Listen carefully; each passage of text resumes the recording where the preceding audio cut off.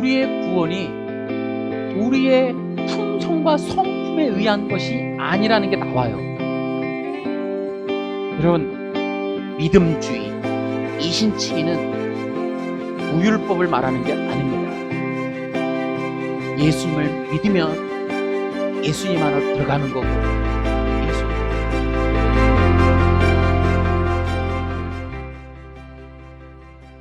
지난주에 마지막 사명이라는 채널에서 운영하는 이 영상에 대해서 제가 좀 알려드렸습니다. 그리고 이 마지막 사명이라는 채널은 안식교에서 운영하는 그런 이 채널이라는 것을 여러분에게 알려드렸고요. 제가 그 채널을 우연하게 보게 돼서 보다가 내용이 이상해서 상당히 당황했기 때문에 많은 분들도 그렇게 당황하지 않을까. 특히나 마지막 사명이 조회수가 의외로 많았고 심지어는 115만 회를 기록한 영상도 있는데, 제가 말씀드렸듯이 검색을 해보니까 위키백과에서는 뭐 21만 명 이렇게 얘기했고, 그 다음에 이상구 박사는 안식일 교인이 약 한 15만 명 정도 있다라고 얘기했는데, 그 영상을 제가 또 다른 걸 이렇게 보다 보니까 그분들 자체 내에서 얘기하는 거는 5만 7천 명이라 그럽니다. 어쨌든 안식교인이 그렇게 많지는 않아요. 근데 115만 회를 찍었다는 것은 지금 코로나 때문에 지금 예배가 온라인으로 변경되면서 많은 분들이 유튜브 영상을 이제 시청하게 되니까 오히려 이제 그렇게 해서 영상에 대한 수요와 또 관심이 폭증하면서 마지막 사명 쪽에 그런 시청이 굉장히 많이 늘어난 것이 아닌가, 이런 생각이 들었습니다. 그래서 어쨌든 최대치로 해도 안식일 교인이 22만 명이라 쳐도 그 외에 8, 90만 명은 기존의 기독교인일 거 아닙니까? 그런데 그가 안식일교라는 것을 모른다면 다른 사람들이 속는 거란 말이에요. 그래서 제가 꼭 알려드리는 거예요. 일단은 그 영상을 보지 마라 보다 알고 보라는 거죠. 알고 보라. 제가 이제 그렇게 좀 알려드리는 그 영상을 지난번에 제가 했습니다. 저는 사실 신학을 졸업을 하고 목회를 하면서도 안식일에 대해서 몰랐어요. 솔직히 말하면 관심이 없었습니다. 저도 이제 그쪽에 상계동 쪽에서 부목사를, 전도사를 했기 때문에 태능, 삼육대학, 이렇게 안식일 건 많이 들었어요. 그쪽에서 많이 듣고 알고는 있었는데 그 교단에 대해서는 몰랐어요. 그냥 안식일에 예배하는 사람들 정도만 알았어요. 그냥 그런 교회가 있는가 보다 했는데, 마지막 영상이라는 걸 계기로 유튜브나 네이버를 조사하면서 제가 안식일 교회에 대해서 드디어 이제 이렇게 알게 되었습니다. 한편으로는 제가 영상들을 한 2주 동안 보면서 성도님들께 되게 죄송하다는 그런 마음이 들었고요. 또 한편으로는 내가 너무 안일하게 목회를 했구나, 또 무관심한 것이 좋은 것만은 아니었구나, 이런 생각이 들었습니다. 특별히 제가 안식일 교회에 대해서 알게 된 게 너무 감사하고, 또 그래서 그들의 교리의 문제점이 무엇인지, 또 그래서 제가 어떻게 가르쳐야 하고 어떤 것들을 주의시켜야 되는지를 알게 돼서 참 다행이구나, 이런 생각도 이제 하게 됐습니다. 제가 지난주에 그래서 이 안식일교에 대해서 여러분에게 주의를 시킨 영상을 찍고 나서 한 주 동안 또 이제 관심이 가서 좀 또 살펴보게 됐습니다. 특히 이제 그들이 말하는 대표적인 교리였던 이 조사심판 교리를 알아보려고 이제 살펴보니까 조사심판 교리 내용이 굉장히 많아요. 이걸 다 보기도 너무 벅차더라고요, 한 주 동안. 어쨌든 몇 개를 들었습니다. 거기에 이게 박진아 목사님이라는 분이 올려놓은 영상이 되게 많아요. 일단 그거 하고 어떤 여자 목사님이 이제 올려놓은 것도 있었고요. 그 다음에 또 이상구 박사님이 이제 그 안식교에서 탈퇴했다라는 걸 지난주에 말씀드렸는데, 제가 그 영상들을 보면서 이상구 그 박사의 얘기, 또 이상구 박사와의 논쟁, 또 공개 토론, 또 그에 대한 비평, 여러 가지 영상들이 되게 많은 걸 보고, 그 안식일에서 이 이상구 박사의 탈퇴가 적지 않은 충격이었고 큰 타격이 있었던가 보다라는 생각을 하게 됐습니다. 특히나 그 영상 중에 강경구 목사님이라는 분의 영상이 있습니다. 이 마지막 사명을 보시는 분들은 꼭 그분의 영상을 봤으면 좋겠습니다. 그 링크를 걸어 드릴 텐데요. 그분이 나는 왜 안식교에서 나왔는가 하는 영상이 있습니다. 일단은 그 목사님이 19년 동안 안식교에서 목회를 하다가 탈퇴하신 분인데 영상을 다 듣고 나서 느끼는 건 굉장히 용기 있는 분이시다. 용감하게 그런 고백을 했다라는 생각을 했고, 그분이 말씀하시는 것처럼 안식교에서 탈퇴하는 건 가족들과의 결별을 의미했기 때문에 쉽게 결단하기 어려웠다. 심지어는 10년 전, 그러니까 그 탈퇴하기 10년 전에 나가려고 했었는데 그걸 못했다, 이렇게 말씀을 하셨어요. 그래서 그만큼 오랫동안 갈등을 했고, 주변 사람들, 또 목회에 대한 또 교단별, 또 목사님들과의 관계성, 이 여러 가지를 생각해서 아마 확신이 있어도 못 나왔다, 이렇게 얘기를 하셨습니다. 그 영상이 굉장히 또 아마 안식교에게는 타격이 되지 않았을까, 이런 생각을 하면서 그분에 대해서 또 해놓은 말을 반박하는 영상도 또 있어요. 당연히 내부 고발자니까 가만두지 않으려고 했겠죠. 우리가 이제 잘 알다시피 신천지에도 그런 분이 계시죠. 신윤영 목사님. 아주 그 이만희 곁에 있던 분이신데 실력 있는 강사였는데 이제 신천지를 탈퇴하고 신천지에 있는 내부의 비밀스러운 교리를 다 이제 세상 천하에 만천하에 다 공개해버린 분이시죠. 그래서 아주 심각한 문제가 있었지 않았을까. 더군다나 지금 신천지에서 탈퇴한 그 신현웅 목사님과 함께 김강림이라는 청년이 굉장히 그 활동을 참 많이 해요. 저희도 그 교회에서 그분의 영상을 틀어놔서 들었지만 정말 리얼하게 비유풀이의 내용, 또 그들의 전략, 그들이 어떻게 포교하는지, 또 그 안에서 김강림이라는 청년이 비유풀이를 하면서도 겪었던 그 갈등, 고민들을 우리가 리얼하게 보게 되었습니다. 특히나 제가 또 조사심판 교리를 보면서 어떤 무슨 원장님이라는 여자분의 영상을 봤는데 제게는 그 영상이 굉장히 충격이었습니다. 정말 아주 충격이었어요. 그 얘기는 제가 잠시 후에 좀 더 자세하게 이렇게 해드리겠습니다. 저는 안식교를 혹시나 관심 있는 분들은 우리가 물건을 하나 사더라도 여러 가지 가격 비교도 해보고 이 가게 저 가게 들리면서 티셔츠를 하나 사더라도 우리가 다니잖아요. 우리의 영혼의 문제, 신앙의 문제, 종교의 문제도 좀 이렇게 살펴보고 또 비교해 보면 좋을 것 같아요.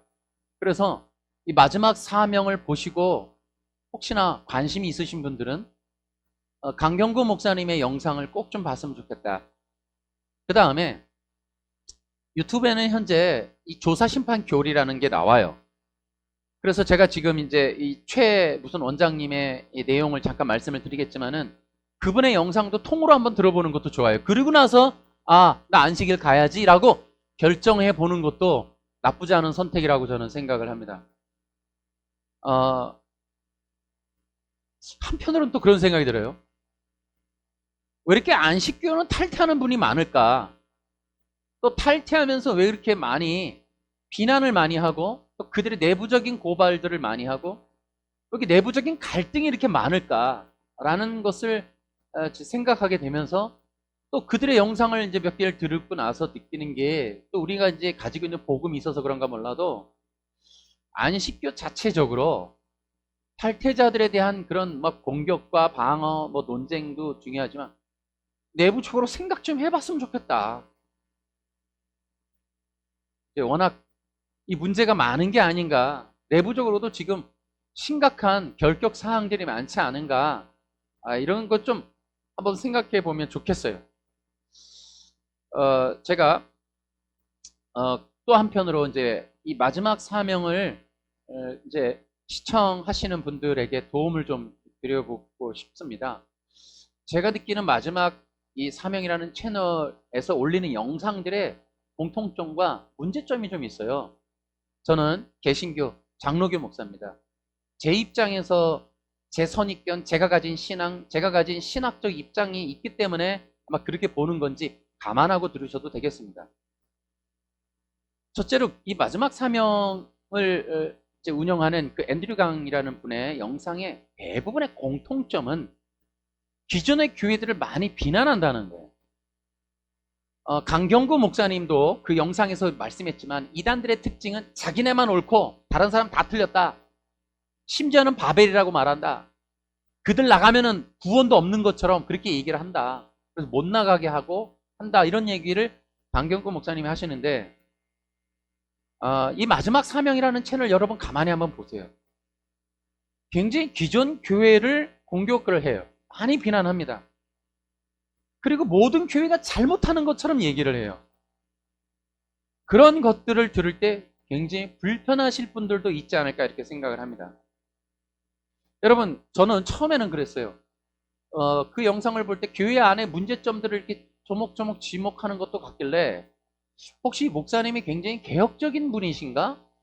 종교의 영에 관련된 어떤 것들을 말씀하시려는 건가? 이렇게 얘기했는데 그러면서도 듣다가 생각하는 거는 비난을 하거나 공격을 하긴 하는데 근데 그 자체가 비복음인 거예요. 자기 생각이더라고. 예를 들면 기존의 교회의 음악에 대해서 얘기를 하는 내용이 이제 그 금송아지 배도 같은 데서 나오잖아요. 그러면서 이 음악, 악기 문제 이것들이 교회가 타락했다, 부패했다, 시끄러운 음악, 경건하지 않은 음악, 드럼이나 전자악기 이런 거를 탓한단 말이에요. 종교의 영에 관련된 게 아니라 자기 음악적 취향이 아니냐 이거죠. 교회 타락이 악기로부터 온다? 그럼 이거 얼마나 웃기는 얘기입니까? 그러니까 비난은 하긴 하는데 진리로 하는 게 아니라 비진리, 거짓된 자기 생각이라고 해요. 자기 생각. 제가 궁금했어요. 그 영상 듣고.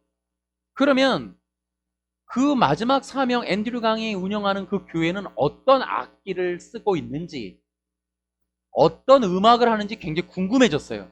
우리는 지금 현대적인 음악들을 하는데 어떤 음악을 하길래 이렇게 얘기를 할까? 찬송을 안 부르면 모를까 부른다면 악기 없이 뭐 아카펠라로 하나요? 그러면 피아노이면 괜찮은 겁니까? 그러면 피아노가 성경에 나와요? 그거 하라 그랬어요? 피아노 치면 경건하고 거룩하다고 어디 나와 있어요? 아니 진짜로 시편에 나와 있나요? 비파와 수금이라는 게 피아노를 의미하나요? 그래서 비판을 했어요. 그러면 비판하는 영상을 들은 우리는 어디로 가라는 거야? 어디로? 그럼 어디로 가면 좋겠냐고요? 어떻게 하면 좋겠냐고요? 그러니까 비판을 하는데 비진리다 보니까 대안이 없어요. 그러니까 거짓말이라는 거예요. 자기 생각인 거예요. 기존 교회가 뚱땅거리는 게 싫은 거죠. 여러분 잘 들어보세요. 하나님이 우리 그리스도인들을 통하여 세상을 복음으로 정복하게 하시죠. 여러분 우리 교회 안에서만 있는 사람들만 쓰시나요? 여러분 보세요. 현재 영화배우, 탤런트, 가수 얼마나 많은 기독교인들이 들어가서 활동합니까? 여러분 가수가 그러면은 예수 믿으면 안 되나요? 그들이 그러면 복음송을 부를 건데 그들이 그런 음악 악기들을 사용하면은 사탄의 자식인가요? 여러분 보세요.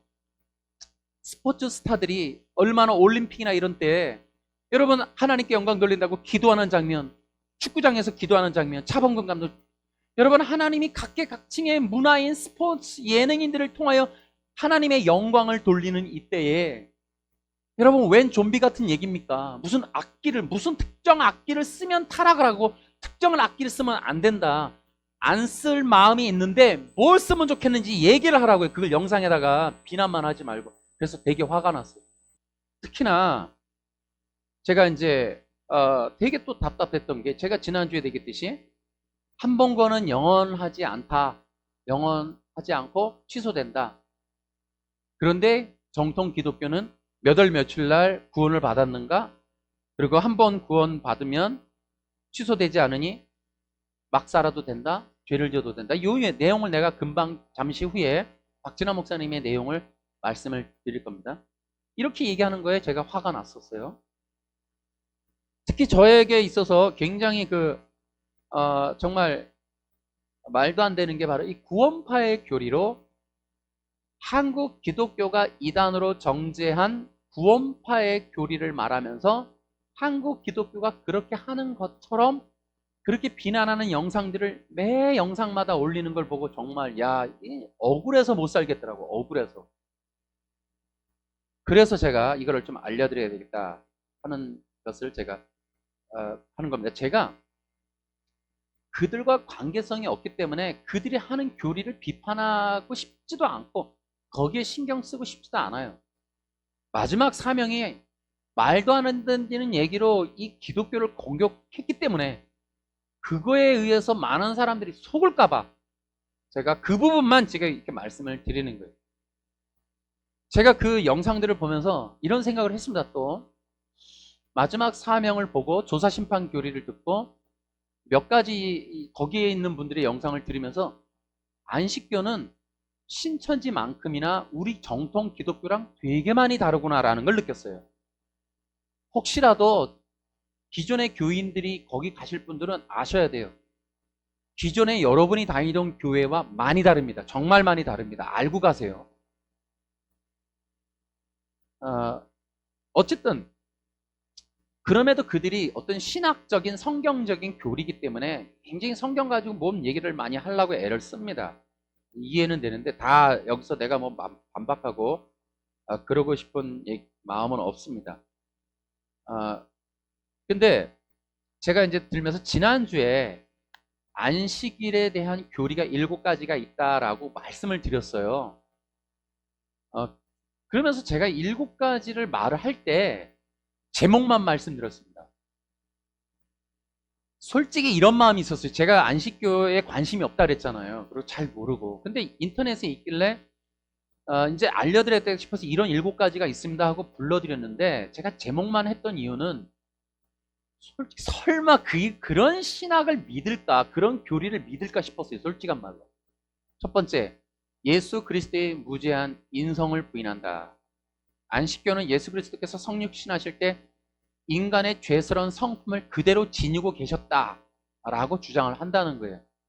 설마 이런 말을 할까? 뭐 이러면서 제가 이거 읽어드렸어요. 두 번째, 믿음 구원의 불충분과 행위에 의한 구원 주장.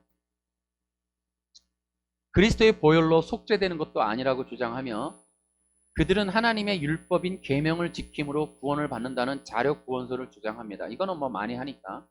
예수 그리스도의 대속은 인간의 죄에 대한 일시적인 용서뿐이고 그리스도의 속죄를 믿음으로 과거의 죄를 용서받았더라도 그 후에 지은 죄에 대한 회개가 없으면 그 구원이 취소될 수 있다. 그 다음에 세 번째가 조사심판의 교리. 네 번째가 희한했어요. 죄를 짊어지고 가는 사탄. 저는 이런 거 믿질 않았어요. 그냥 불러는 드렸습니다만은 설마 했습니다. 안식교는 여러 가지로 문제를 안고 있는데 예수님의 구속의 효과가 완전하다고 믿지 않는 것도 문제지만 죄를 없이 하는데 사탄도 한 몫을 한다고 가르칩니다. 그래서 제가 조사심판 교리 들어보니까 어떤 목사님이 얘기하는 거에 좀 헷갈리는 게 있어요. 제가 뭐 어떻게 그들의 신학을 몇 시간짜리 영상 듣는다고 다 알겠습니까만은 구속이 완전합니까? 완전하죠? 이렇게 얘기를 물어요, 성도들한테. 그러니까 이상구 박사가 완전하지 않다고 얘기하니까 우리가 언제 완전하지 않느냐고 가르쳤냐고, 완전하다고 했다고.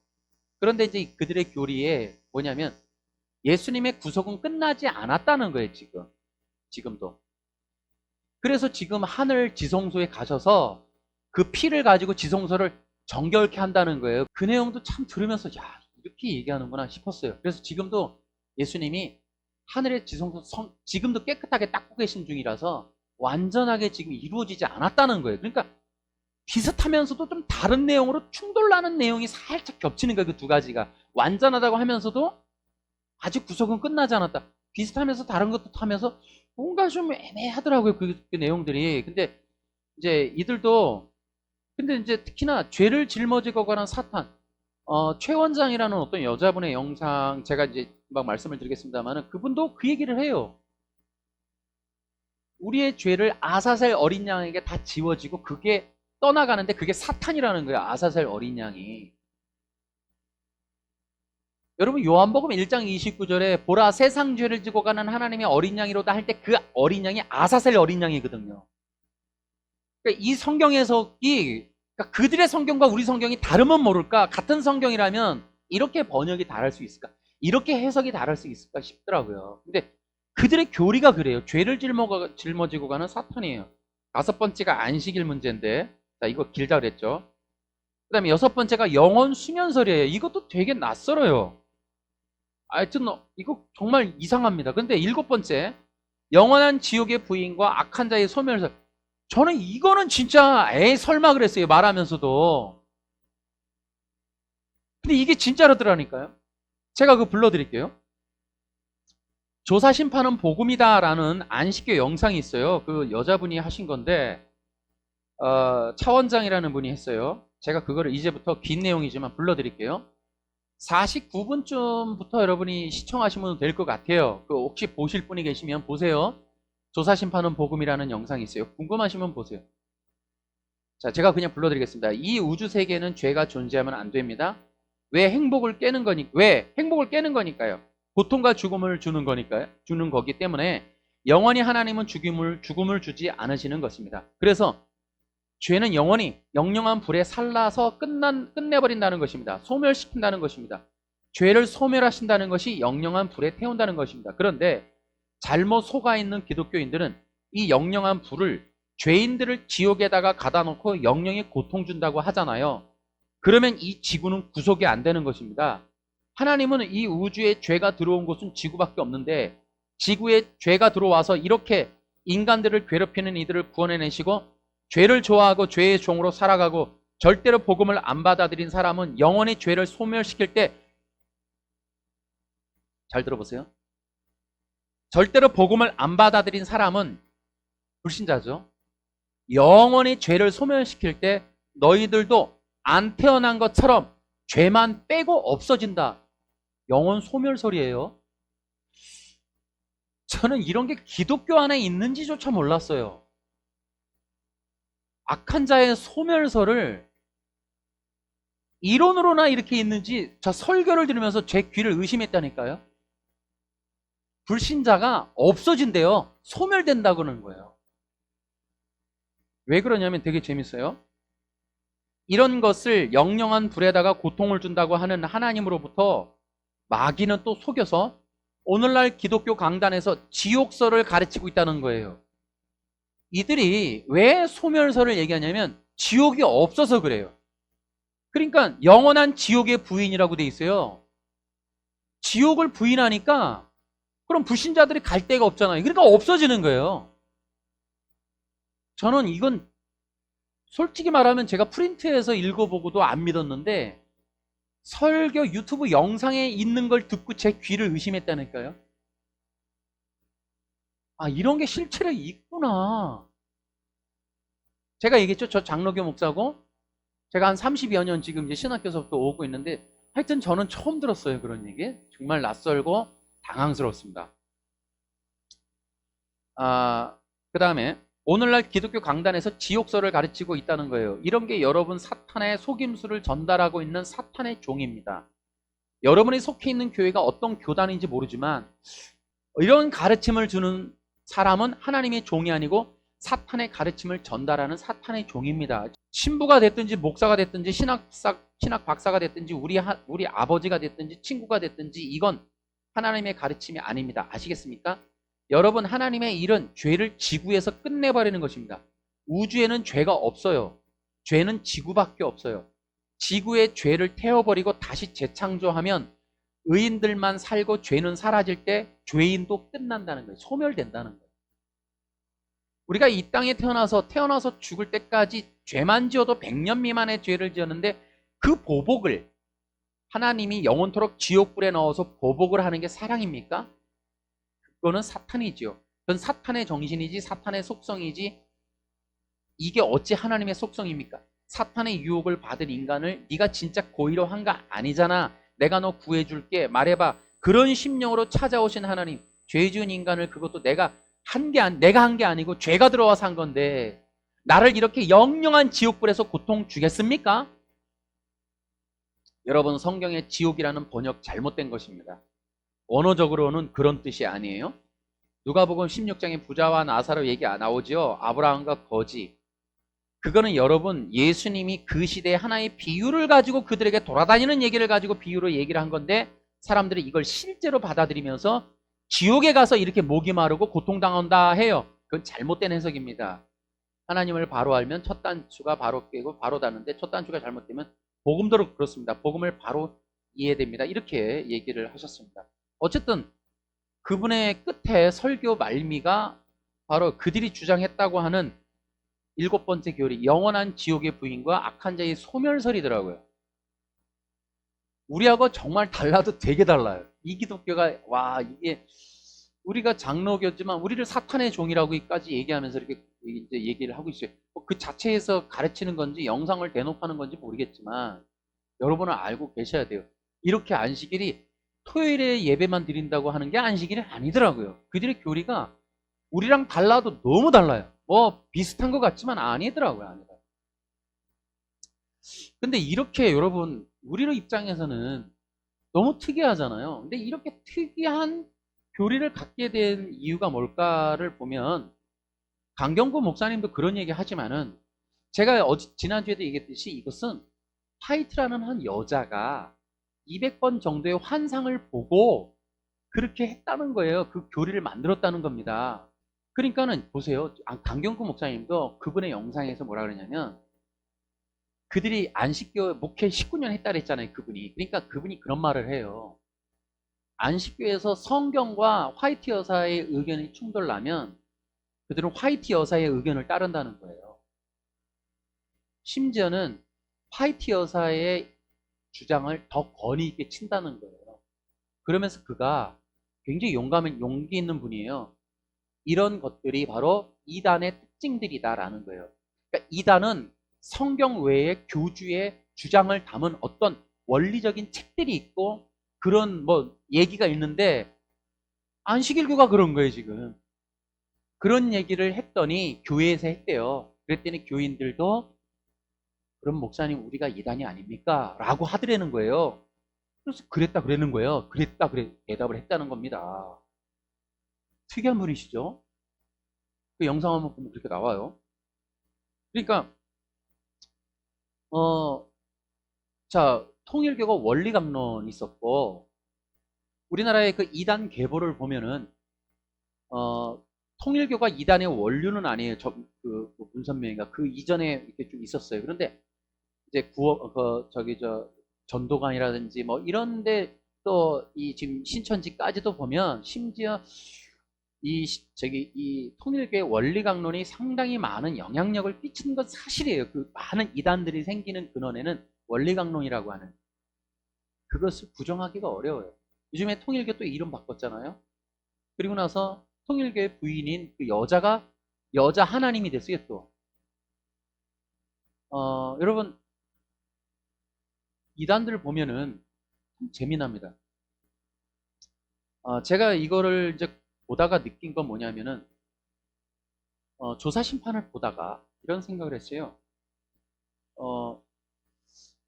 지금 우리가 굉장히 은혜의 시대에 살고 있는 게 내가 안식교를 알고 싶으면 네이버 치면 돼요. 그죠? 제가 신학교 들어갈 땐 네이버가 없었어요. 우리가 이런 걸 알 수 있는 방법은 책밖에 없었어요. 그리고 저는 안식교를 가본 적도 들어본 적도 없었어요. 근데 지금은 유튜브라는 게 열려가지고 여러분 유튜브가 있기 때문에 우리가 앉은 자리에서 다 할 수가 있어요. 정보를. 그러니까 그 전에 우리가 신천지가 뭐가 문제인지 몰라가지고 신천지 내부 자료 빼려고 그 굉장히 인터넷에도 이건 비밀 자료입니다. 절대 유출하시면 안 됩니다. 이래갖고 우리 또 나눠주고 지금은 그럴 필요가 없는 게 저도 지금 한 이만큼 갖고 있지만은 자기들이 그 이후로 다 공개를 해버렸어요. 하도 내부적인 자료들이 유출되니까 그들이 예배당 나갈 때 못 갖고 가게 하잖아요. 신천지가. 그런데도 이제 이게 나가니까 그리고 막 유튜브에 막 떠도니까 이제는 아예 포기하고 지들이 영상을 올려버렸잖아요. 그러다 보니까 우리가 이제 그들의 내부적인 얘기까지 다 알게 돼요. 그들의 내부적인 왜냐면 그들도 공개를 안 할 수가 없는 시대가 된 거예요. 막 공개를 해요. 뭐 좋은 장면을 위장을 하든 거짓말을 하든 막 한단 말이에요. 그러면서 이 사람들이 뭐가 있냐면 자신들의 교리를 변해가요. 왜냐하면 세상에 공개를 하고 나니까 비판을 한단 말이에요. 그 비판에 따라서 변신을 하가는 거예요. 변신을. 특히 우리가 그 하나님의 교회라는 그것도 안상홍으로부터 시작된 건데 이제 장길자라는 여자가 물려받아갖고 여신이 돼가는 과정이 돼서 참 하나님, 뭐 여자 하나님 이렇게 됐잖아요. 통일교가 지금 그 과정을 겪었잖아요. 원래 문선명이 그거였는데 이제는 여자가 남아서 이게 신이 있어야 되니까 대행자 신이 만들어진 거예요. 그런 교단이 꽤 많아요. 근데 이제 이 안식일 보니까 화이트 여사예요, 화이트 여사. 결국에는 화이트 여사예요. 그러니까는 안식일교는 참 고민이 될 것도 같은 게 화이트 여사를 따르자니 때때로 성경과 충돌이 나고 그 여자를 벗어날래니 안식교를 포기되는 상황이고 이름 바꿔야죠. 아마 갈등이 있지 않을까 싶어요. 어쨌든 그러한 굉장히 그 교리들이 아마도 그렇게 성경이 아닌 또 다른 근원이 있기 때문에 자꾸 충돌나는 이유가 있고 비성경적인 논리를 그렇게 말도 안 되는 얘기를 만들어갈 수밖에 없는 한계가 있지 않을까 제가 이런 생각을 해서 어쨌든 성경과 또 다른 경전이 또 하나 존재하는 교단이라는 것은 굉장히 문제성을 항상 안고 있지 않느냐. 뭘 가르칠 거예요? 어떤 이 책을 가르칠 거예요? 성경 가르칠 거예요? 진짜 말 맞다나 두 개가 틀리면 어떡할 거예요? 교인들한테 정말 뭐 읽으라고 하기도 애매할 거예요. 발견해내서 목사님 이거 틀린데요라고 하면 어떡할 거예요, 진짜. 굉장히 어렵지 않을까 이런 생각을 합니다. 자, 어쨌든 이제 제가 최근에 시리즈가 또 말씀을 드리지만 하나님의 시간표 시리즈에서 제가 계속 강조하는 게 미혹과 거짓을 강조하고 있어요. 이제 마지막 시대라는 건 누구나 다 알고 있습니다. 라스트 타임이에요. 이거는 반드시 뭐 전쟁과 전쟁이 일어난다 뭐 그런 거는 뭐 그냥 우리가 이해하면 돼요. 그러나 미혹과 거짓은 우리가 이걸 어떻게 하냐는 거죠. 신앙적인 문제니까. 우리의 구원과 관련된 이 문제는 우리가 정말 이걸 지켜내고 이겨내야 되는 문제란 말이에요. 전쟁은 불가항력적이니까 그거는 뭐 우리가 신앙 지키고 견뎌내면 돼요. 그런데 미혹과 거짓은 우리의 신앙을 뿌리채 흔드는 거란 말이죠. 자, 예를 들어 우리는 문제가 또 안 되더라도 신앙이 연약한 사람들, 믿음이 없는 애들, 젊은 아이들, 어린 아이들, 또 신앙이 또 교육이 얼마 안 되신 분들, 초신자들, 가난한 성도들 다 어떻게 할 거냐고. 엄청나게 많은 미혹과 거짓이 있을 텐데 자, 이 마지막 영상이라는 그런 영상들이 그렇게 신앙이 없거나 미약하거나 부족하신 분들을 흔드는 그런 미혹과 거짓의 역할을 하면 어떡할까? 또 그렇게 하는 역할을 하겠더라고요. 제가 볼 때는. 그런 것들이 좀 걱정이 됐습니다.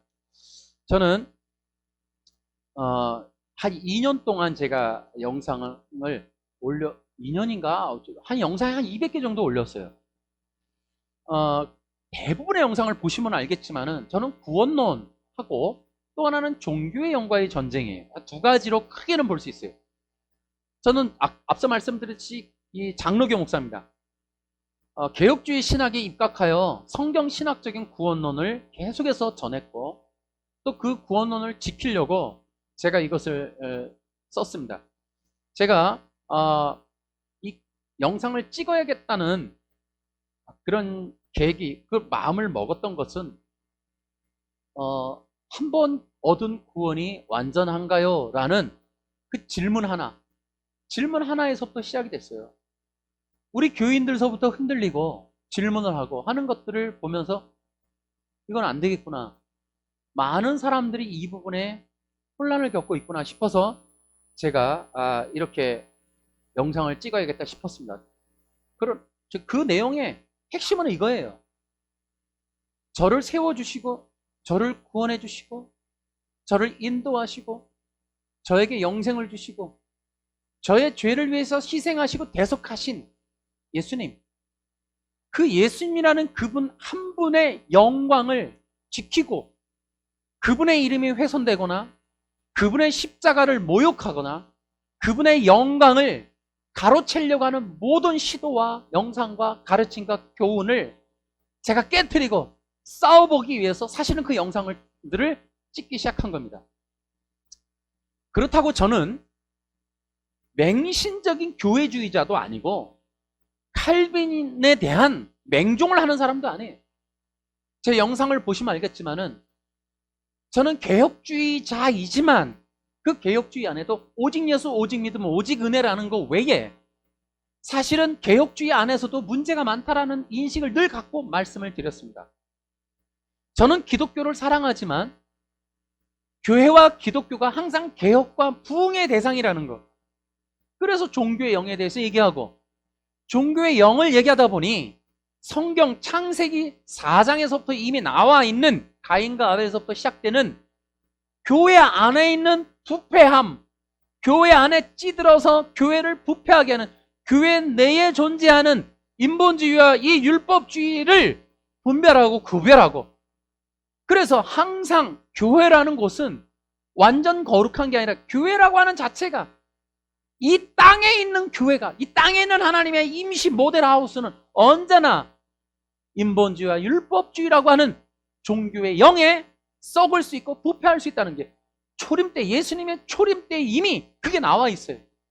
이미 예수님이 완전한 땅에 오시지 않았어요. 이스라엘 백성이라고 완전하지 않아요. 그들에게 오셔서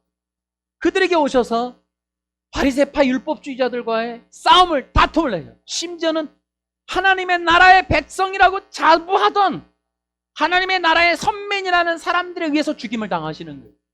여러분 성경 마태복음 이 사복음서를 보면은 계속해서 예수님이 공격당하시는 걸 볼 수가 있어요.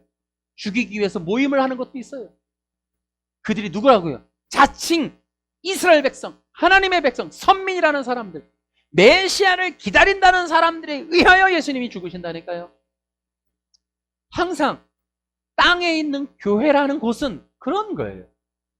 여러분 예수님이 오셔서도 이스라엘의 혈통, 육적인 혈통을 무조건 구원받은 백성이라고 여기지 않습니다, 여러분.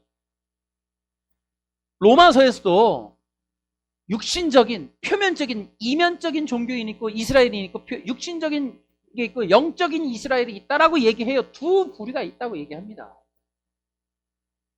여러분 이것이 구약에서도 적용되는 거예요. 앤드류 강이 말하기를 홍해를 건너왔으니 이미 그들은 침례를 받아서 다 구원받은 자들인데 봐라 금송아지 하는 걸 보면 배도니까 다 봐라 저것이 바로 구원이 취소되는 거 아니냐 이렇게 얘기를 하는데, 그러니까 이렇게 해석을 하면 안 된다는 거예요. 성경을. 구원은 믿음으로 받는 거지 홍해 건넌다고 받는 게 아니라고요. 강을 건넌다고 구원받는 게 어디 있어요 그게. 제가 그 히브리서 아까 그 얘기했잖아요. 예수님의 구속은 끝나지 않았고 하늘 성소에서 깨끗하게 하고 있다. 여러분 그런 것들을 우리가 해석할 때, 그래서 우리가 신천지 공격하고 어떤 신 무슨 여자가 얘기하는 문자 맞추기 비유풀이 하듯이 이렇게 한 문장 한 단어 하나의 내용 가지고 하는 걸 경계하자 그랬던 거예요. 그래서 보통 정통 기독교가 성경을 해석할 때는 문맥적으로, 문법적으로, 신학적으로, 성령님적으로, 역사적으로 해석을 해야 된다. 히브리서를 해석할라 치면 한 구절을 하는 게 아니라 전체적인 맥락에서 해야 된다는 거죠. 구원의 취소를 말하는 본문들을 가지고 공격하는 대부분의 사람들이 한 구절 갖고 한단 말이에요. 한 구절. 고린도전서 9장에 나오는 구원을 잃을까봐 떤다. 히브리서 6장에 나오는 것처럼 성령에 참여한 바 되었다가 구원을 잃을 수도 있다. 자꾸 그거 가지고 한다. 또 생명책 흐려진다 이런 얘기를 한단 말이죠. 구약에 있는 거 출애굽기 32장 가지고도. 우리는 그렇게 성경을 문자 맞추기, 단어 맞추기 요렇게 딱 빼갖고 그거 하나만, 여러분 사람이라는 것도 우리끼리 인간이 말할 때에도 문맥이 있고 말하는 전체적인 뜻이 있고 있는 거지, 한번 그 말 했다고 그 말 한마디 가지고, 그죠? 성경은 제가 여기서 딱 구구절절히 말하지는 않겠어요. 성경 신학적인 해석을 해야 합니다. 정말 어리석은 방법들이에요. 그래서 우리가 늘 신천지 비유풀이를 그거를 공격할 때 그들이 보세요. 성경이라는 내러티브, 성경은 내러티브로 기록됐거든요. 여러분 그 요한계시록 가지고 신천지랑 논쟁하는 거를 제가 유튜브로 들어본 적이 있는데, 그러니까는 심지어는 그런 거예요. 이쪽에 있는 사람이 요한계시록이 서신입니까 아닙니까? 그러니까 이제 신천지 애들이 그렇게 질문하지 마세요 막 이러면서 막 그 편지냐 아니냐 하나 인정할 거냐 안 할 거냐 가지고 와 인정 그거 갖고 싸우는데 장난 아니잖아요. 이미 써 있는데 편지라고 나와 있는데 왜냐면 이만희에게 걸고 넘어가야 되니까 편지라고 하면 안 되거든. 그러니까 단어 하나 가지고 목숨을 걸어요 그 사람들이 신천지가. 그래서 여러분 그러니까 성경이 암호화돼 있다, 코드로 돼 있다라고 생각하면 안 된단 말이에요. 성경은 내러티브로 기록되어 있는 거예요. 이야기식으로 그렇게 그래서 이야기를 들어야 되는데 문장을 그래서 한국의 개혁 성경이 그래서 문제가 이렇게 많은 거예요. 내러티브로 돼 있는 걸 전부 그렇게 무슨 암호처럼. 그러니까 중국 성경 번역하다 보니까 번역하신 분이 1880년대 번역을 초기 번역을 가지고 1950년대 개혁 성경 만들 때 중국의 사서삼경 얘네들 같이 그런 식으로 이걸 이해한 거예요 성경을.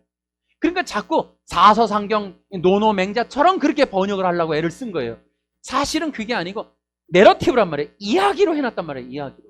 그래서 이야기로 듣고 내러티브 속에서 하나님의 뜻을 이해하는 게 중요하단 말이에요.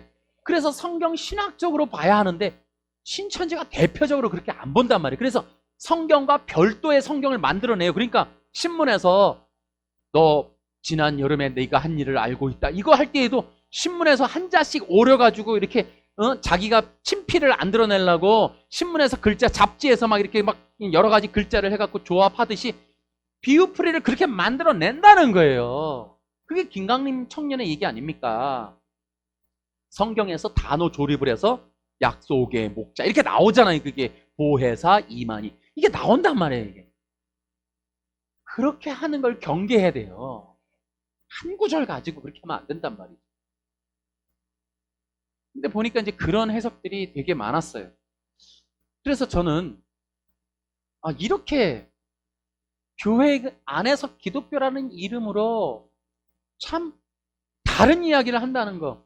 여러분 결국에 제 입장에선 그렇습니다. 제 입장에서는 제가 지금까지 느낀 바로는 여전히 이것도 인본주의요 율법주의구나 라는 것을 느낄 수밖에 없어요. 자기들도 그거 굉장히 걱정하시더라고요. 설교 보면 우리가 율법주의자인가 막 이런 거 굉장히 하면서 그거 논증하려고 아니라고 얘기하려고 하시는데 하면 할수록 제가 볼 땐 율법주의예요. 설명을 하는데 들면 들을수록 율법주의예요. 그래서 저는요 어쨌든 저는 맹신도도 아니고 칼빈주의 솔직히 아니에요.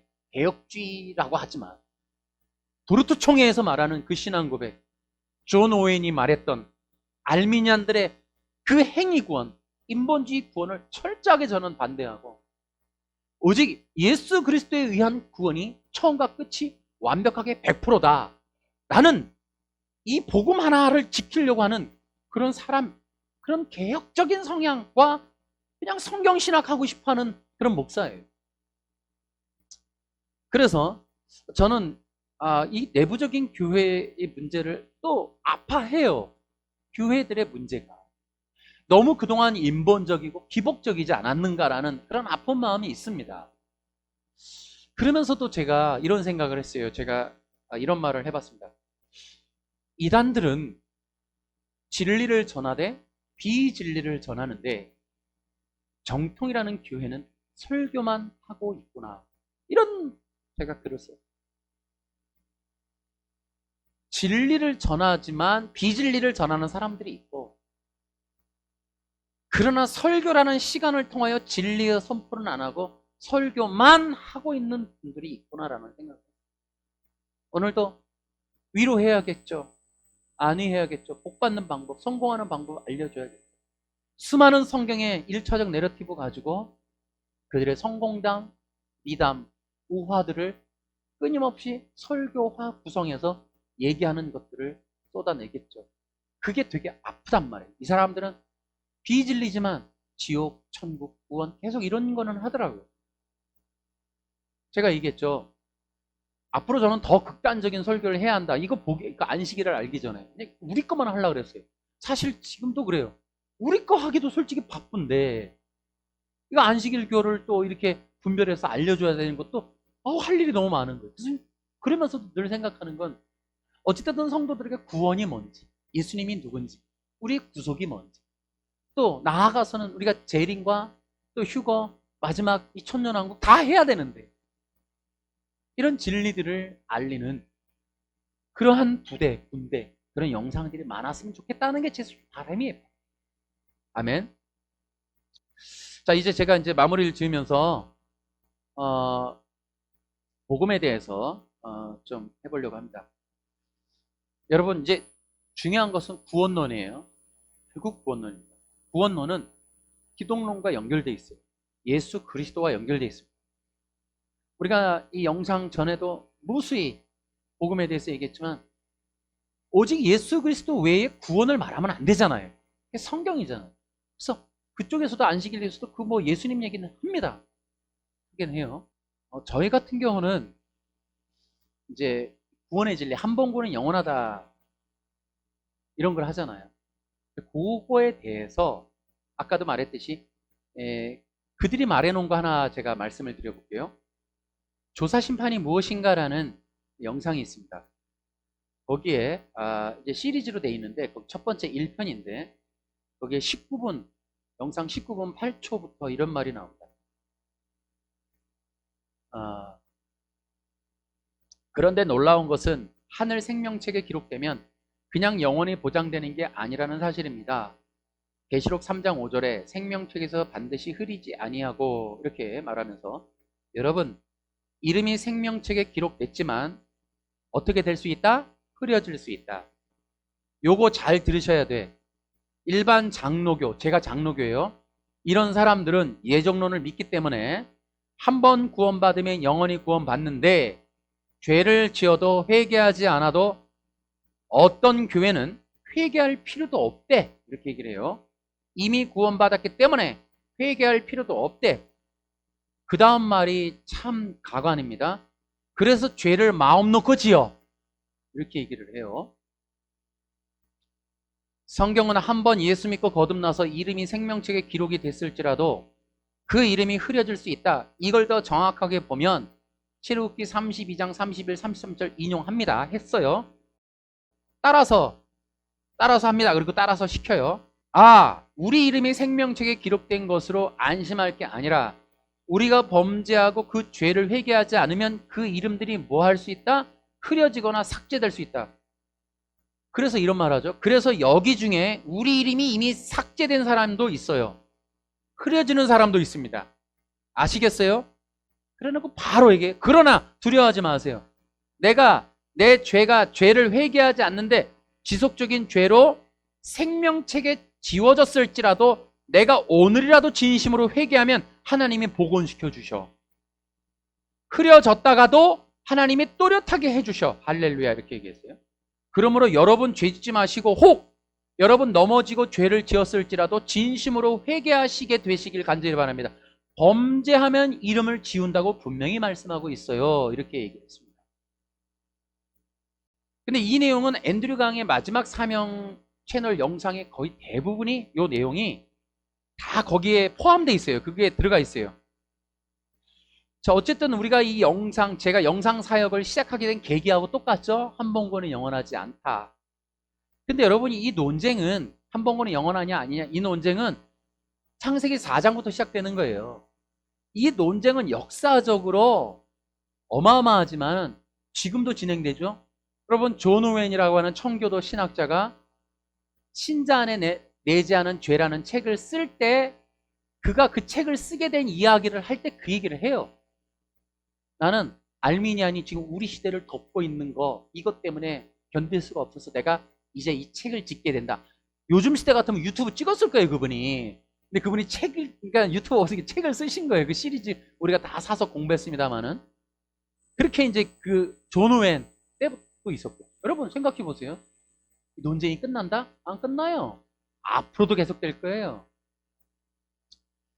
근데 제가 이제 속상한 거예요. 여기서 이제 우리가 이 영상을 구원론을 얘기하면서 이 얘기를 계속했습니다 하면서 여러분 우리가 주장이 믿음으로 구원받는다예요.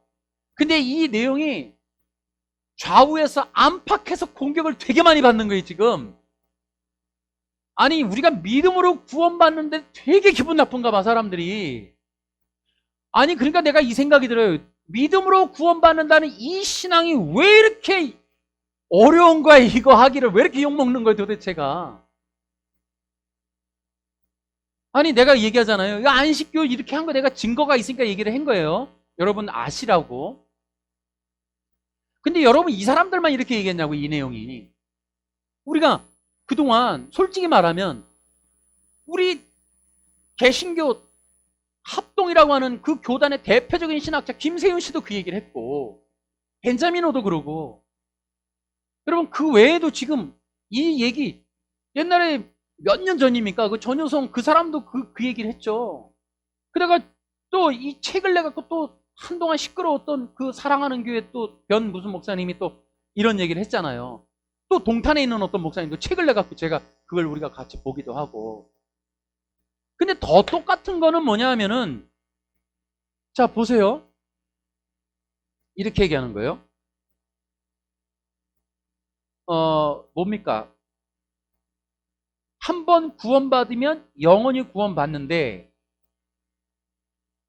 여기까지는 괜찮아. 들을만해요. 죄를 지어도 회개하지 않아도, 어떤 교회는 회개할 필요도 없대. 이미 구원받았기 때문에 회개할 필요도 없대. 그래서 죄를 마음 놓고 지어. 제가 정말 이걸 보면서 속이 아파요. 아니, 우리는 믿음으로 구원받는다고 얘기를 하는데 덧붙여.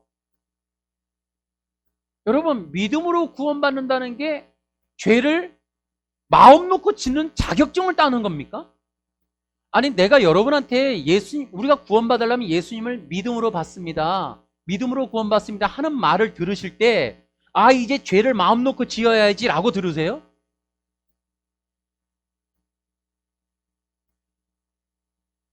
구원파가 이렇게 이제 회개하지 않아도 돼 라는 것까지는 우리가 알아요. 저도 전도지를 만들었기 때문에 우리 성도님들 잘 알다시피 제가 한국에서 나름대로 전도지라고 만들어진 걸 수집하려고 책가방 한가득 모았었어요. 그러면서 여러분들도 많이 수집해다 저를 갖다 주셨어요. 그 중에 고속터미널에서 구원파가 줬다는 신문도 갖고 와서 우리가 읽어보고, 거기에는 그렇게 써 있어요. 구원 받았는데 이제 의인이 됐는데 죄를 지었는데 저 어떻게 해요? 그랬더니 넌 죄가 없어, 의인이야, 그러니 회개할 필요도 없어. 그 얘기는 있어요. 그래서 우리가 그런 얘기를 했어요. 그러나 여러분 잘 기억하세요. 장로교는 그렇게 말하지 않아요.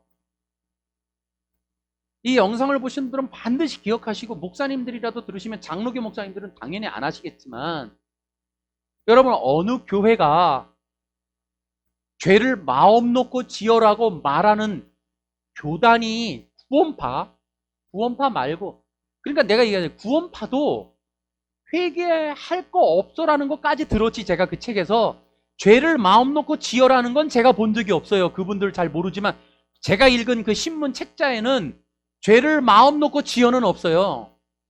그러면은 저는 아직까지 죄를 마음 놓고 지어 이렇게 가르친 거나 뉘앙스를 풍기거나 이런 의미로 받아들인 데를 본 적이 없어요, 지금까지. 여러분, 절간에 가면 템플스테이 해요. 템플스테이는 참회를 시킵니다. 학교에서 잘못하면요, 반성문을 쓰게 해요. 회사에서는요, 회사 규칙을 안 지키면 심할서를 쓰게 합니다. 교회는요, 잘못하면 회개하라 해요. 학교에서도 마음대로 해. 네가 하고 싶은 대로 해. 학교 규칙 지키지 마. 절간에서도 죄 짓는 게 뭐가 문제야? 이렇게 말하지 않는다고요. 여러분 한번 생각해 봅시다. 지금 대한민국 기독교에 어느 목사님이 죄를 마음 놓고 지어라고 하는가?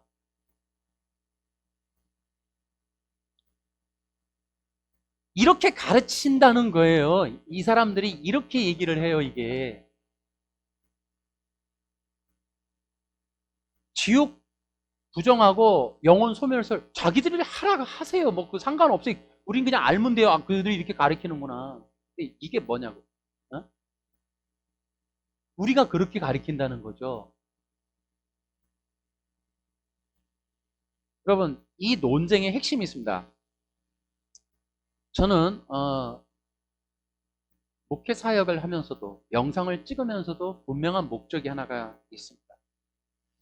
저는 기독교 목사라는 걸 기억하고, 그러면 기독교는 뭐냐?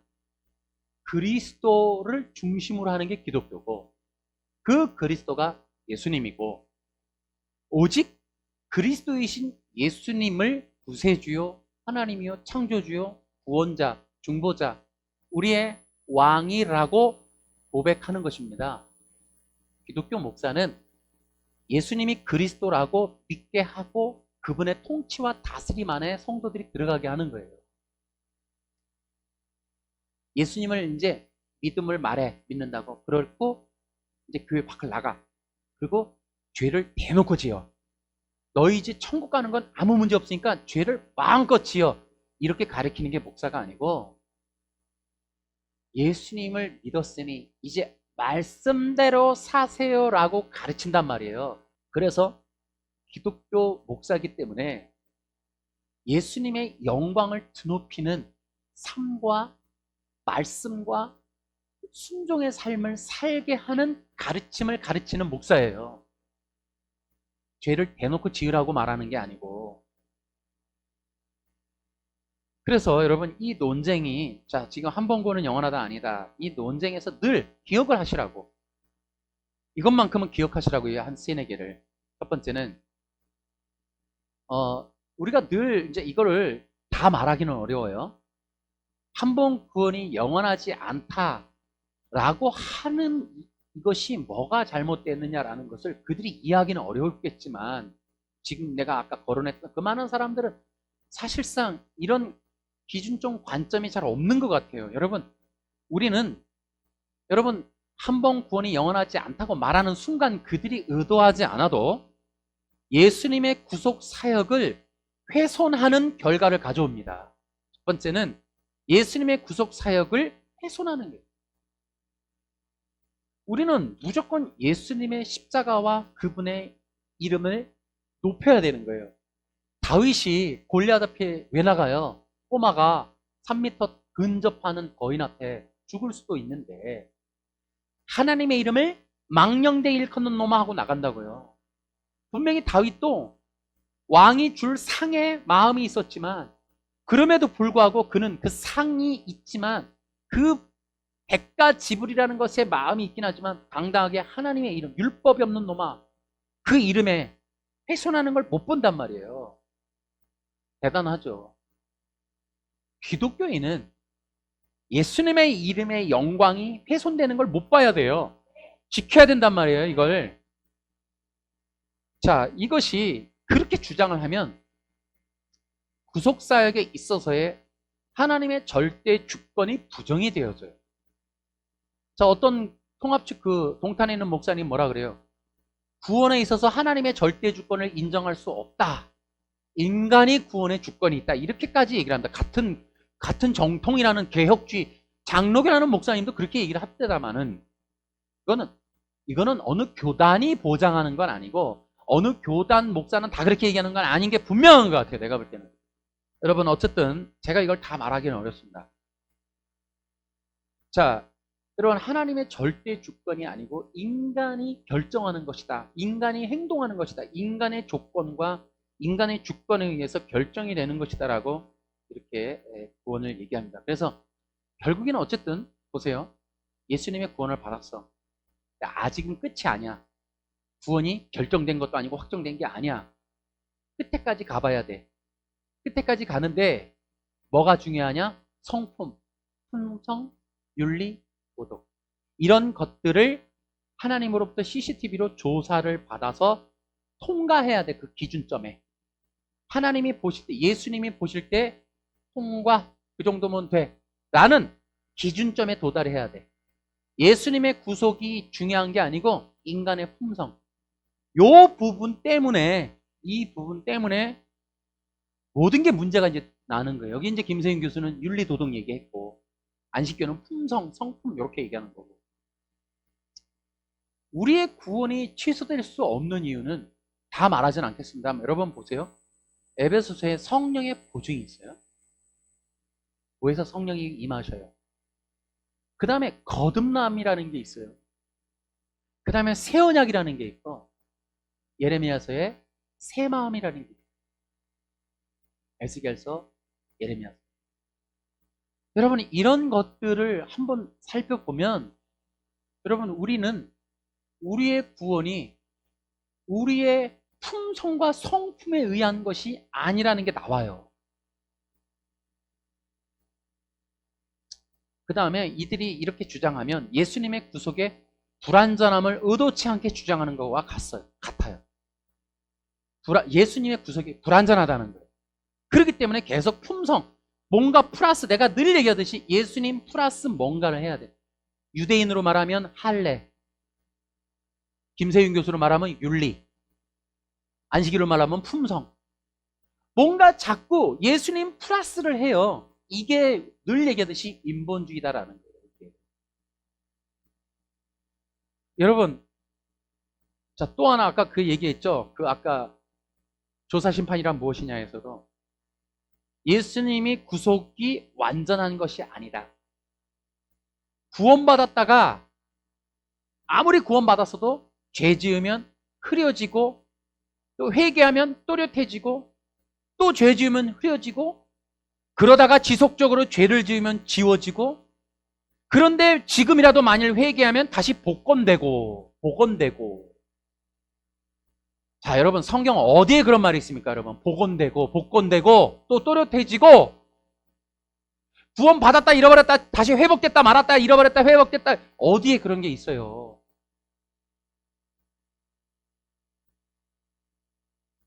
아, 그게 더 웃기는 거 아니에요? 아니 그게 뭔 기독교에 그게. 아니 뭔 기독교가 이렇게 이상해 진짜. 뭐 허접해. 아이고, 또렷해졌다 흐려졌다 복원됐다 말았다. 아니 그리스도의 십자가 구속이 그렇게 보잘것없습니까? 계속 조건을 붙여요. 이제 이런 것들이 우리는 진짜 여러분 분별을 좀 해야 됩니다. 자, 그래서 여러분 이것이 뭐가 중요하냐면, 크게는 몇 가지가 있는데, 여러분 보세요. 구원의 문이 닫혀요. 여러분 구원은 오직 예수님이에요. 심지어 시작과 끝이 예수님. 알파와 오메가. 존재성도 영원 전부터 영원까지 계셨던 그분이 영원 후까지 영원한 나라에까지 계시는 그 하나님이시고, 우리도 구원이 뭐라 그래요? 에베소서에 창세전에 택정했다고 그랬어요.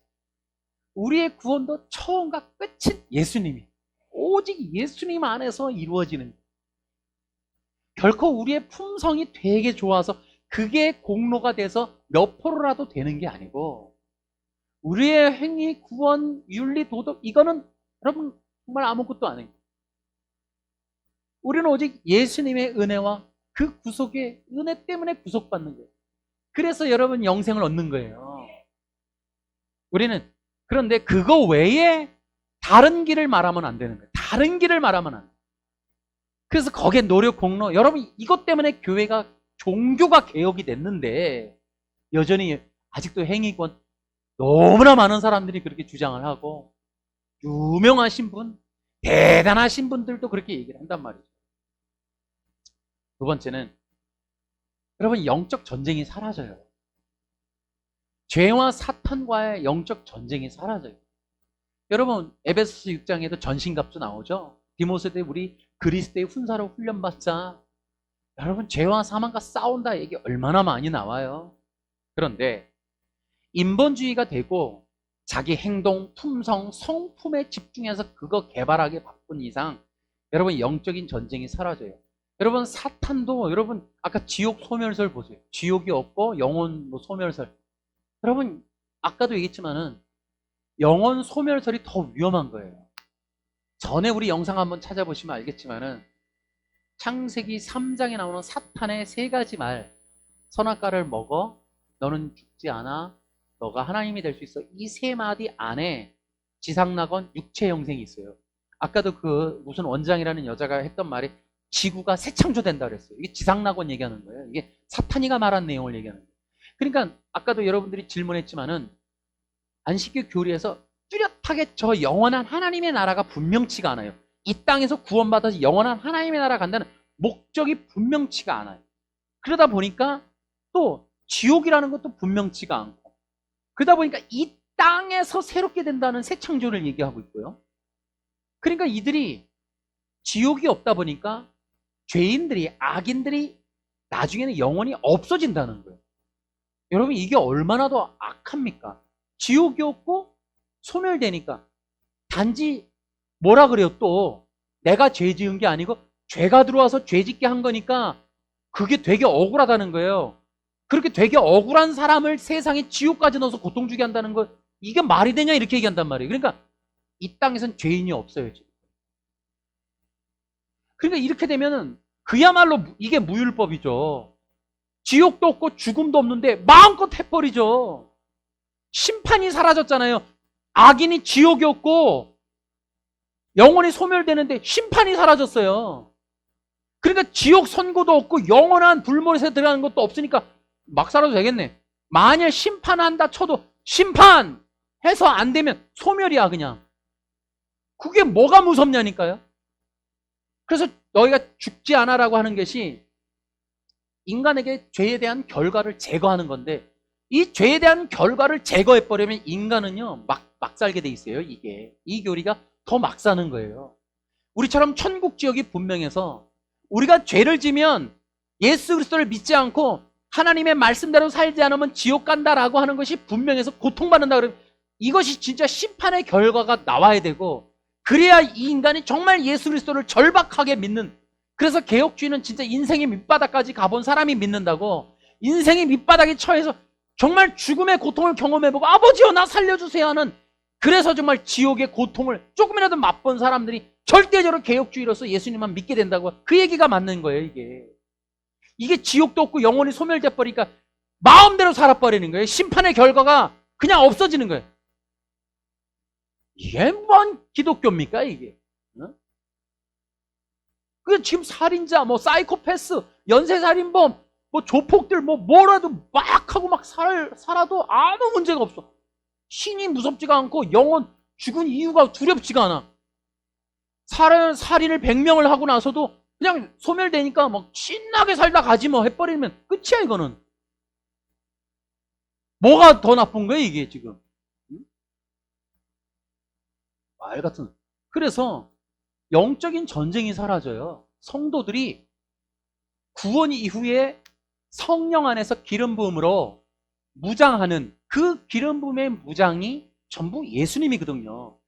예수님으로 충만케 되어지는 게 전신갑주 입는 거고, 성도들이 이 땅에서 예수님과의 영적 연합으로 완전 무장을 해서 예수 그리스도로, 그분의 힘으로, 그분의 권능으로, 그분의 말씀으로 죄와 사망과 사탄과 육을 향하여 싸우고 대결하고 이기고 죄를 정복해가는, 한 번 구원은 영원하니까 죄를 지어도 사탄이가 말하는 내용들을 우리가 안다고.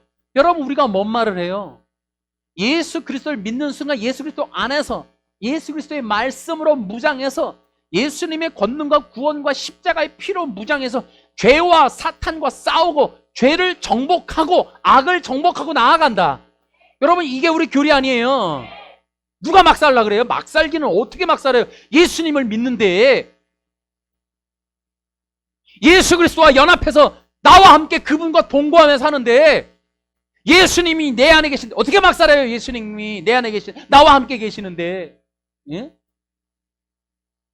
이 나와 함께 인 크라이스트라고 하는 바울 신학이 없으니까 저 위에서 조사한다는 개념, 말이 안 된다 이 말이에요.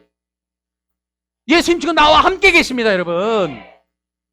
그분이 나와 함께 계셔서 내가 성령 안에서 예수님으로 충만케 되어질 뿐더러 예수님의 형상을 닮아가고 예수님과의 영적인 어린 양의 혼인잔치까지 나아가는, 그래서 이 땅에서 예수 믿고 신부로 단장한다, 군사로 무장한다, 이 말.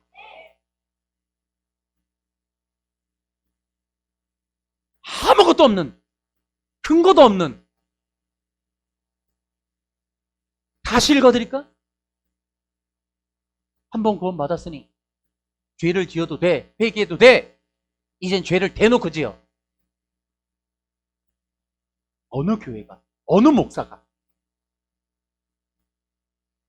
대한민국 기독교 여러분 율법주의가 많아서 그렇지 릴레이 기도서부터 교회 나오게 하고 얼마나 열심히 기도 많이 하기로 세계 최고고, 성도님들 얼마나 헌금 많이 하고 얼마나 헌신 봉사 잘한 대한민국 기독교가 얼마나 세계에서도 부러워합니까? 그렇게 하라고 가르치고 봉사하고 선교하고 전도하러 가고 아프리카에 봉사 가고 수없는 좋은 일들을 하면서 살아가는 게 기독교지, 대놓고 죄를 지어. 죄를 지어도 돼. 여러분 어느 교회가 어느 목사가 그렇게 하더냐 말이죠. 속에서 확 올라온다.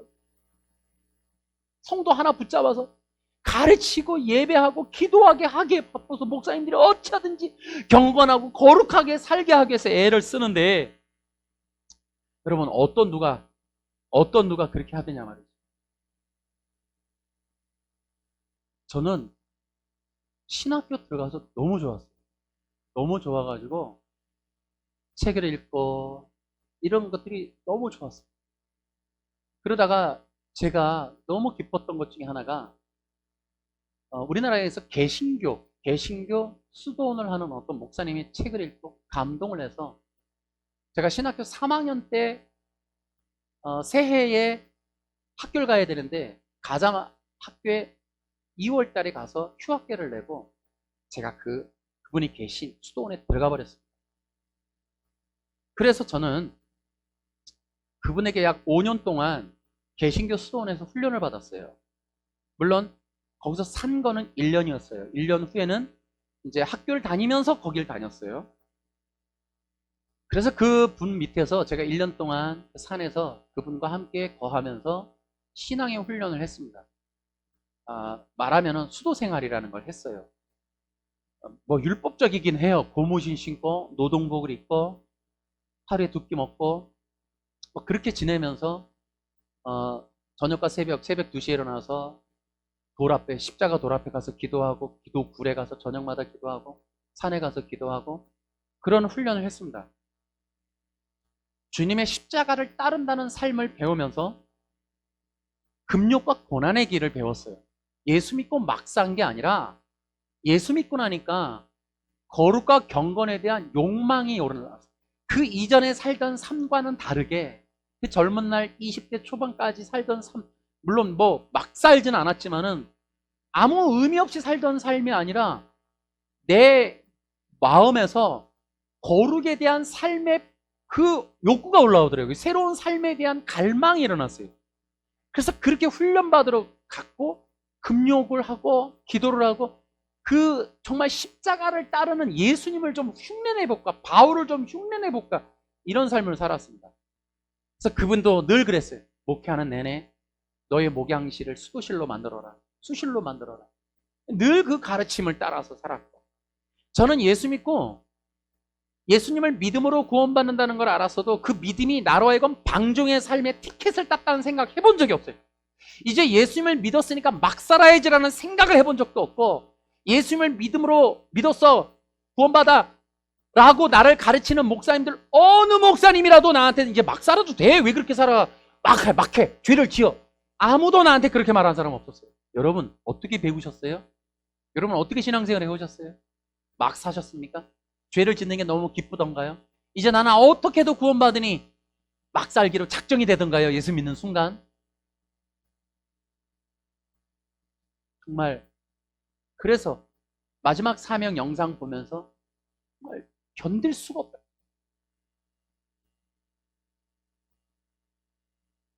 우리의 기독교 신앙을 어떻게, 그래서 자기들만 진짜 좋아요 하라고 하는데 우리 그렇게 안 한다고. 근데 나만 그렇게 하는 게 아니라 정말 나는 그 본 적이 없어요. 본 적이. 그래서 그 영상 찍어서 얼마나 많은 사람들이 봤고 얼마나 많이 글로 갔는지 되게 좋으시겠지만은 악하다고요. 많은 사람을 현혹시키려고 하는 의도라면 정말 악한 거고, 진짜 기독교 내부를 고발하려고 하면 틀렸다고요. 그렇게 안 한다고요. 그러니 수정하라고요. 자기들 것만 하라고요. 조사심판서를 얘기하든지, 지옥이 없다고 영혼 소멸설 한번 영상으로 얘기하라고. 우리 그거 주장하니까 성경에 있다고 당당하게 하라고, 자기들의 교리를. 그런 얘기를 하라고. 우리가 그렇게 한다고 하지 말고, 찬송가 때문에 교회가 부패고 딱 하겠다, 말도 안 되는 소리 하지 말라고. 기억하세요, 여러분. 저는 어쨌든 우리 성도님들이랑 지금 연합을 해서 싸운 지가 몇 년 됐습니다만은, 여러분, 믿음주의, 이신칭의는 무율법을 말하는 게 아닙니다. 예수님을 믿으면 예수님 안으로 들어가는 거고, 예수님을 왕으로 모셔서 예수님의 통치 아래 들어가는 거고, 예수님의 십자가의 길을 걷는 거고, 예수님과 함께 사는 거고, 예수님의 마음을 담는 거고. 빌립보서 2장 5절 읽어보라고요. 너희 안에 이 마음을 품으라. 우리 그런다고요. 막 사는 게 아니고 예수님을 믿고 예수님의 마음을 담고 품고 따라가려고 몸부림쳐서 우리도 나름 기도하고 금식하고 철야하고 예배란 예배 다 드리고 봉사는 봉사대로 하고 헌금도 지나치게 하고 우리도 나름대로 경건과 거룩하게 살려고, 죄를 안 지으려고, 죄와 멀어지려고 모든 기독교가 거의 대부분이 그렇게 한다고요. 어떤 목사님이든지 자기들 한 번권이 영원하지 않다는 거 말하려고 툭하면 우리한테 그렇게 말하면서 막 산다고. 웃기지 말라고. 그래서 그전에는 실명 얘기 안 했지만 제가 실명 얘기합니다. 이제는 그들도 이런 영상 듣고 결코 뭐 전투력이 올라오겠지만은, 그들도 어떤 사람도 이런 영상에, 우리도 굴하지 않겠지만 굴하지 않겠죠. 포기하지 않을 겁니다. 이 싸움은 영원한 거예요. 인류가 끝날 때까지 하는 거예요. 기억하세요. 구원은 예수님밖에 없습니다. 목숨 거시겠어요? 여러분의 행위는 예수님을 닮으러 가는 거고 거룩한 삶을 위한 갈망인 거지 구원의 조건이 아닙니다. 예수 믿고 나서 나중에 플러스로 행위를 해야 마지막 최종적 결정난다, 그딴 헛소리 하면 안 됩니다. 우리 예수님으로 충분케 되어서 그 예수님의 이름으로 구원받는 거예요. 예수님 안에서, 예수님의 생명으로, 예수님의 능력으로, 예수님의 피로, 예수님의 십자가로, 그 십자가 외에, 그분의 피 외에 우리 행위, 거지 같은 거, 우리 아무것도, 우리 행위 근거가 될 수 없고, 우리의 그 보잘것없는 품성, 우리가 무슨 품성을 하면, 어떤 걸 하면 아니란 말. 절박하게 붙잡아야 돼. 예수님밖에 없습니다, 여러분. 시작도 끝도 오직 예수님. 그러니 분별해서, 이제 마지막 시대 미혹과 거짓을 분별해서 그럴듯한 것들 따라가지 말고, 여러분 마음 깊이 계시는 오직 예수 그리스도 한 분만 붙잡으시기를 주님의 이름으로 축원합니다, 여러분. 할렐루야 박수로.